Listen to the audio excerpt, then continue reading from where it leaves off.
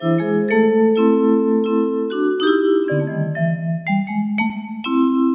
vu ça, Fufu? On est mardi et il est 17h. On va passer à la radio.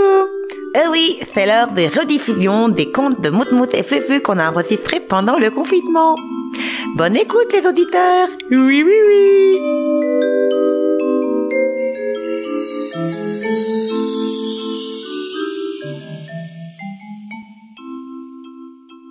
Chers auditeurs, bonjour. En ces temps de confinement, j'avais envie de vous raconter des histoires. Oui, oui, oui, plein d'histoires, on va vous raconter. Chut. Moutmout, c'est moi qui explique. Oui, mais nous aussi, on fait partie de... Chut. Donc, je vais vous raconter des histoires, mais j'ai pas réussi à me débarrasser de deux petits personnages qui ont absolument voulu les raconter avec moi. Donc aujourd'hui, nous aurons la sorcière de la rue Mouffetard avec Moutmout, c'est moi, Moutmout le mouton. Et ben moi je vais faire Nadia. Et moi c'est Furoncle, Fufu la moufette. Je serai dans le rôle de la vilaine sorcière. Alors, bonne histoire à vous. Il y avait une fois, dans le quartier des Gobelins à Paris, une vieille sorcière affreusement vieille et laide, mais qui aurait bien voulu passer pour la plus belle fille du monde. Un beau jour, en lisant le journal des sorcières, elle tomba sur le communiqué suivant. Madame, vous qui êtes vieille et laide, vous deviendrez jeune et jolie. Et pour cela, mangez une petite fille à la sauce tomate. Et plus bas, en petites lettres... Attention, le prénom de cette petite fille devra obligatoirement commencer par la lettre N. Or, il y avait dans ce même quartier une petite fille qui s'appelait Nadia. C'était la fille aînée de Papa Saïd. C'est moi qui fais Nadia, c'est moi. Chut, tais-toi, Moutmout. Je disais, c'était la fille aînée de Papa Saïd. Je ne sais pas si vous le connaissez. Qui tenait l'épicerie buvette de la rue Broca. Il faut que je mange Nadia, se dit la sorcière. Un beau jour que Nadia était sortie pour aller chez le boulanger, une vieille dame l'arrêta. Bonjour, ma petite Nadia. Bonjour, madame. Veux-tu me rendre un service? Lequel? Ce serait d'aller chercher pour moi une boîte de sauce tomate chez ton papa. Cela m'éviterait d'y aller, je suis si fatiguée. Nadia, qui avait bon cœur, accepta tout de suite. Sitôt qu'elle fut partie, la sorcière, car c'était elle, oui, c'est moi la sorcière, se mit à rire en se frottant les mains. Oh oh, que je suis maligne, disait-elle. La petite Nadia va m'apporter elle-même la sauce pour la manger. Une fois rentrée chez elle avec le pain, Nadia prit sur le rayonnage une boîte de sauce tomate. Et elle se disposait à repartir lorsque son papa l'arrêta. Hé, où vas-tu comme ça? Je vais porter cette boîte de sauce tomate à une vieille dame qui me l'a... tourne pas la page, sinon je peux pas lire. Alors, je viens de... Oh, zut. Attends. On refait. Je vais porter cette boîte de sauce tomate à une vieille dame qui me l'a demandé. Reste ici, dit Papa Saïd. Si ta vieille dame a besoin de quelque chose, elle n'a qu'à venir elle-même. Nadia, qui était très obéissante, n'insista pas. Mais le lendemain, en faisant les courses, elle fut pour la seconde fois arrêtée par la vieille. Eh bien, Nadia, et ma sauce tomate? Je m'excuse, dit Nadia, toute rougissante. Mais mon papa n'a pas voulu. Il dit que vous veniez vous-même. C'est bon, dit la vieille, virez. Le jour même, en effet, elle entrait dans l'épicerie. Bonjour, monsieur Saïd. Bonjour, madame. Vous désirez?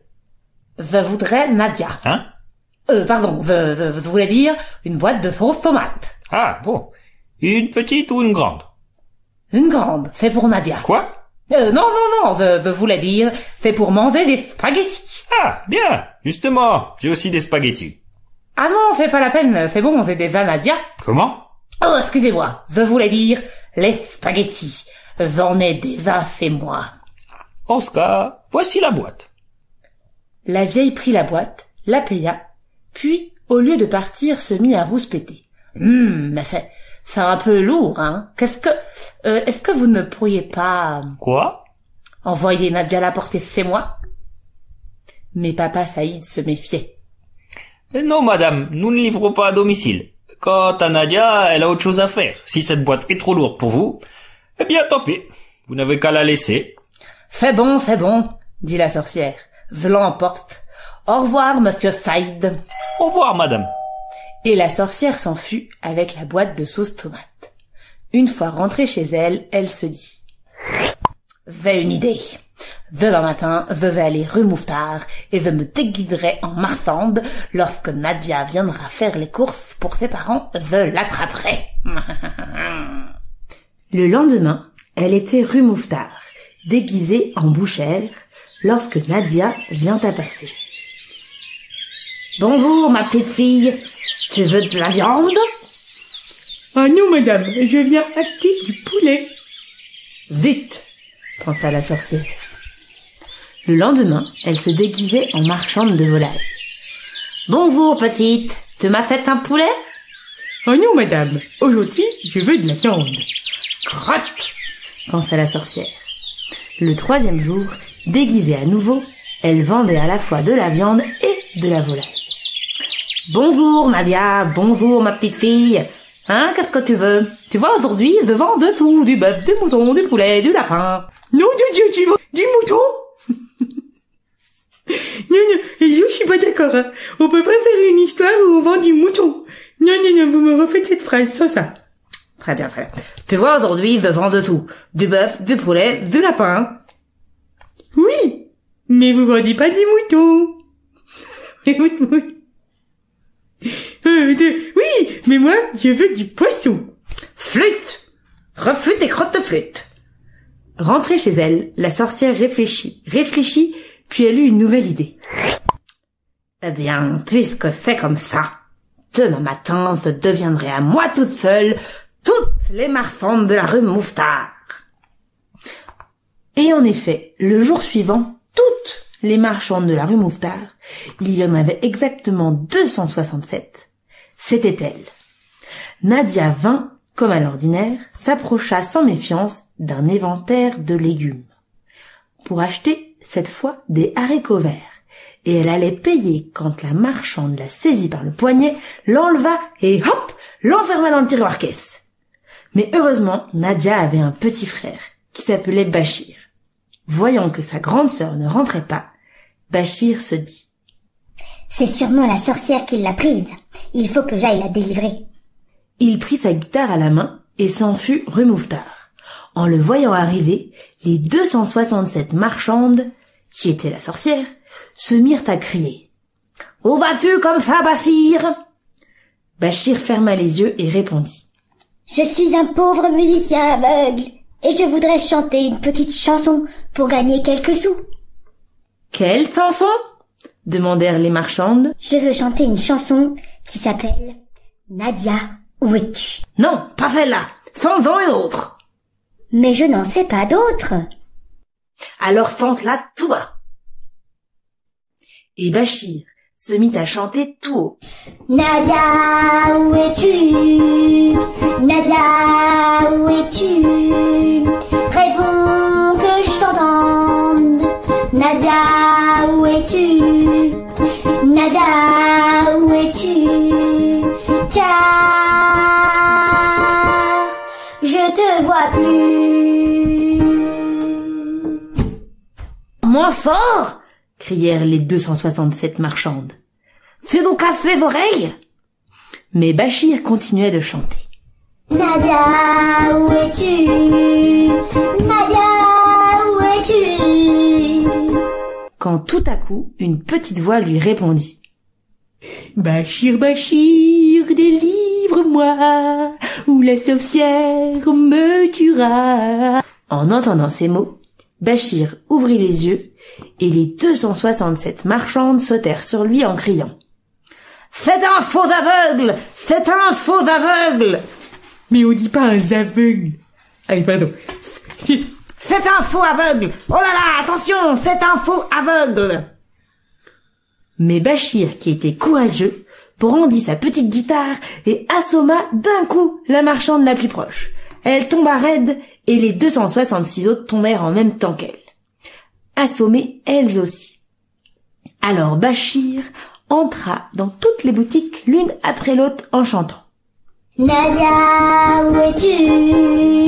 Nadia, où es-tu? Pour la seconde fois, la petite voix lui répondit. Bachir, Bachir, délivre-moi, ou la sorcière me tuera. Cette fois, il n'y avait plus de doute. La voix venait de chez la marchande de légumes. Bachir sauta dans la boutique, par-dessus l'étalage, au moment même où la marchande sortant de son évanouissement ouvrait un œil. Et en même temps qu'elle, les 266 autres ouvraient également l'œil. Heureusement, Bachir s'en aperçut et d'un coup de guitare bien appliqué, il les rendormit pour quelques minutes. Ensuite, il essaya d'ouvrir le tiroir-caisse. Cependant que Nadia continuait à chanter. Bachir, Bachir, délivre-moi, ou la sorcière me tuera. Mais le tiroir était trop dur, cela n'avançait pas. Nadia chantait Bachir, Bachir, délivre-moi. Et Bachir travaillait, et pendant ce temps, les 267 marchandes se réveillaient. Mais cette fois-ci, elles se gardaient bien d'ouvrir les yeux. Elles restaient les yeux fermés, au contraire, et elles s'approchaient en rampant de la boutique où Bachir travaillait afin de le cerner. Comme Bachir, épuisé, ne savait plus que faire, il vit passer un grand marin, tout jeune et très costaud, qui descendait la rue. Bonjour marin, veux-tu me rendre un service? Lequel? Ce serait de porter ce tiroir-caisse jusque chez nous. Ma sœur est enfermée dedans. Et qu'est-ce que j'aurai comme récompense? Tu auras l'argent, et moi, j'aurai ma sœur. D'accord. Bachir souleva le tiroir-caisse et allait le passer au marin, quand la marchande de légumes qui s'était approchée tout doucement l'attrapa par le pied et se mit à glapir. « Ah, brigand, ça se tient !» Bachir perdit l'équilibre et laissa échapper le tiroir-caisse. Celui-ci, qui était très lourd, tomba en plein sur la tête de la marchande et, de ce coup-là, les 267 marchandes eurent, toutes en même temps, le crâne fracassé, ouvert avec toute la cervelle qui sortait. Cette fois, la sorcière était morte, et bien morte. Ce n'est pas tout. Sous le choc, le tiroir s'ouvrit et Nadia en sortit. Elle embrassa son petit frère, le remercia, et tous deux retournèrent chez leurs parents, pendant que le marin ramassait dans le sang l'argent de la sorcière. Et voilà, c'est fini. J'ai gagné. Nadia, elle est sortie du tiroir-caisse. Alors que, qui c'est qui s'est fait fracasser la tronche par la boîte là-dessous, hein? C'est Fufu, la vilaine sorcière. Ça va, hein. Moi au moins j'ai pu faire un rire sardonique. Bonne nuit les enfants. Bonne nuit. Bisous tout le monde.